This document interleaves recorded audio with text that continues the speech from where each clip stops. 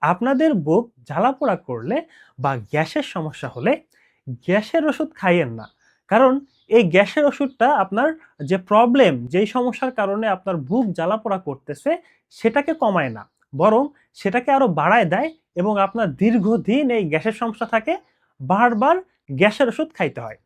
তাহলে আপনার যে গ্যাসের সমস্যা, বুক জ্বালা-পোড়া, এটা হলো যে অ্যাসিডটা উপরে চলে আসতেছে। আপনার যে পাকস্থলীর উপরে যে পর্দাটা সেটা দুর্বল হয়ে গেছে। তো এই দুর্বল পর্দাটাকে যদি আপনি শক্তিশালী করেন তাহলেই কিন্তু পেটের অ্যাসিডটা উপরে আসবে না, বুক জ্বালা-পোড়া করবে না, বুক চাইপা ধরবে না বা গ্যাসের প্রবলেমটা হবে না। এজন্য এই যে উপরের পর্দাটা এটাকে কিভাবে শক্তভাবে বন্ধ করবেন? এটাকে বন্ধ করার একটা উপায় হলো যে পেটের অ্যাসিডটাকে বাড়ায় দেয়া। আপনার পেটে যখন শক্তিশালী অ্যাসিড থাকবে তখন এই আমাদের পাকস্থলীর উপরের পর্দাটা শক্তভাবে বন্ধ হবে। আর আপনার পাকস্থলীর উপরের পর্দা যখন শক্তভাবে বন্ধ হবে তখনই তো অ্যাসিডটা আর উপরে আসতে পারবে না। তখনই তো আপনার এই প্রবলেমটা থাকবে না। তাহলে আপনারা পেটের অ্যাসিডটাকে শক্তিশালী করবেন। কিভাবে করবেন?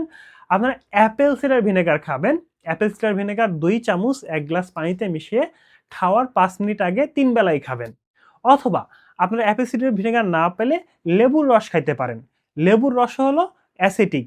লেবুর রস বা অ্যাপেল সিডার ভিনেগার হলো দুর্বল অ্যাসিড।